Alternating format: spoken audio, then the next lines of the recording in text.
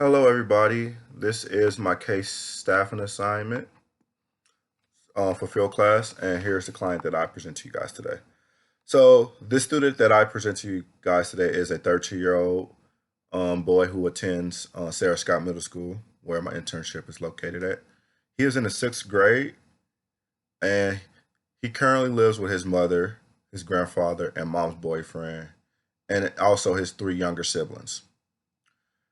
His mother is he's mixed race. His mother is Mexican. His father is African American. Uh he has uh he has two twin sisters who are 5 years old and a younger brother who is 8 years old. They all share the same father. Their biological father is currently in jail, and they have not heard from him in the last 3 years. His mother works all day, and during the time his mother works, the grandfather and her boyfriend supervise the children. This student was diagnosed with ADHD at the age of 7. He was attending therapy services at Hamilton Center for this, but stopped attending due to them no longer having healthcare, being able to afford healthcare. Some of the presenting issues at school is that this client is having poor grades, negative class behavior, and poor attendance.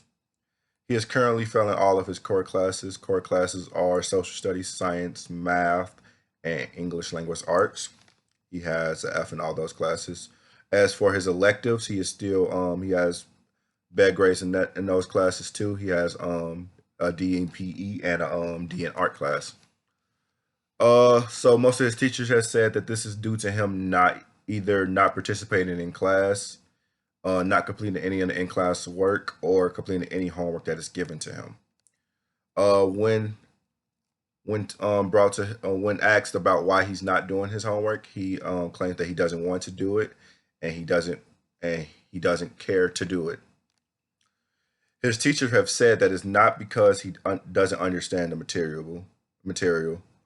They feel that he does understand the material, and the only class that they feel that he does not understand is math. His math teacher have said that he feels that he does struggle in math class, and but the math teacher does has offered offers an after school tutoring program for his students, and he has offered this program to this student, but this student has never attended this after school tutoring program at this time. As for his behavior, his teacher has said that he's either sleeping in class or being disruptive. What the disruptive behaviors look like is that he's very talkative, and he's very loud, and he disrupts the other kids because he does not want to stop talking to them. Also, he has been seen to being disruptive, having outburst in class, and being disrespectful to other teachers. He has been since kicked out of class multiple times for being disrespectful to the teacher, and this is usually him cursing his teachers, cursing at the teachers, or saying negative things towards the teachers. Uh, and lastly, his attendance is poor. In the last month, he has missed a lot of days to warrant us being concerned about his attendance in class. And also, when he is not completing any other makeup work that his teachers is given to help cover up for those days that he is missing. So, some of the things that we have done, that the school has done, they have put him in the success program. The success program is a program that they do at Sarah Scott to help students at Sarah Scott to help students be more successful in class. With this program, he has given a success sheet. Now, the success sheet is I posted an example with my link to this video on Blackboard. So if you want to look at that, you can get an example. But it's a sheet on here that has kind of it lists it has the client's goals. So it talks about the students' goals to change and help them, and why they want to change and stuff like that. Then it also has a checklist, and it's kind of like a checklist that helps them complete those goals. So for this student, his checklist was homework completion, and in class assignment completion, and behavior. And it was basically, so this sheet is given to each one of his teachers at the end of class, and they fill it out based on, and they give him a rating based on 1 to 5 to see how he was that day. And they write some comments, some additional comments about any other thing that happened or occurred in class. And this sheet is kind of used to help monitor the progress that the student was that the student is used that the student is having gaining towards his goal. And with this student, he was placed on the success sheet, and also he had his lunch taken away. He had his lunch taken away because he was also being disruptive and during lunch periods to other students, and he was having negative interactions with other students, with fighting and bullying. He was bullying some of the other students, and he was having some anger outburst in the cafeteria. So now he spends his time in the detention room, and he usually spends his time, either he has to work on he either has to read some of his work, read a book that he has signed from his English language art class, or he has to do some of the missing work in some of his other class. The problem is, during his lunch break, during this time while he's in the detention room, he refuses to do any of that. What he mainly does is either he will sleep during that time, or he will sit there and refuse to do anything during that time. The school has tried to contact mother, and we have gotten in contact with mother, but we're trying to schedule a meeting with her, and they've tried to schedule a meeting 3 times, but she has, each time that the meeting was supposed to happen, she has either canceled the meeting or rescheduled the meeting. This had warned my supervisor to make a home visit. And during the home visit, it was a quick home visit because she wasn't the grandfather, who was the only person there, did not allow her to come in. So, but she was able to get a few questions off from the grandfather, and those questions was, um, she asked about his attendance, and the grandfather was surprised to find out that he had poor attendance. This was because the grandfather and mother, from their perspective, they have been sending their child to school every day, and have not heard that he has been missing class. So what my supervisor and suspect is that he's ditching, and the parents do not know that he's ditching class.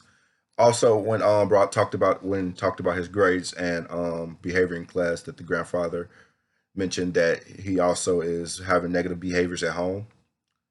He doesn't really listen to anybody at home, and we have punished him, and we have tried to take him video games and cell phones, but that has not worked. He still does not listen at home. So that's some of the things that's still going on at home. Before my supervisor left during that meeting, she informed him that the mother will have to contact the school and schedule a meeting. If not, that she will be uh reporting his absence to DCS to report his missing him missing class. So my interactions. My interactions. I He was put on my caseload, and I will see him once a month, once a week. And my with our first sessions, he will be very resistant and would not really participate in class. He'll be very resistant and would not participate in class. I mean, not in class, but in our sessions, he would not participate. He wouldn't answer none of my questions, and he would not participate in any activities that I have set for him. He would mainly answer my questions with "I don't know," or "I don't care," or "I don't want to be here. Can I go back to class?" or "Can I go back to lunch?" or whatever was going on. I reached out during this time. I reached out to my field instructor, who presented me with the article, and this article was mainly about working with students with at risk, and kind of the best practices to work with students. And one of the best practices it gave me was being patient and expecting them to test you, because they're testing to see if you are actually there to help them. They kind of got their guard up. So I that's kind of what I went with, was being patient with him, and I eventually got him to participate in some of the sessions.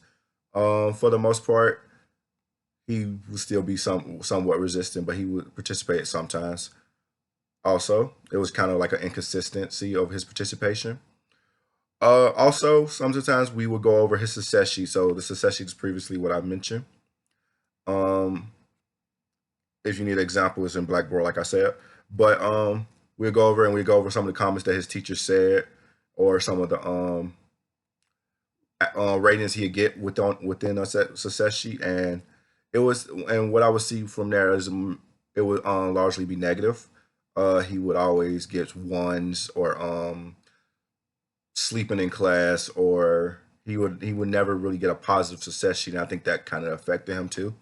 Is what he wasn't really getting that positive reinforcement from that system. So that's kind of everything I have for you guys to present to you guys. If it's if you have any other questions, you can let me know, and I can kind of give you some more information if you need it. But that's everything I pretty much have here. I want to let you know that the article that I mentioned about at-risk students, that's also, I'm also giving a link for that in Blackboard too. If you still need some more clarification on the success sheet, let me know, and I'll give you more information that you need. That's pretty much everything that I have. Also, quickly, audio. If you have any issues with audio, let me know, and I can kind of fill in what I said there. I've been having issues with audio all day. I think I got it to work. It was working fine before this video. I think I finally got it to work. Let me know, and I can help you the best I can.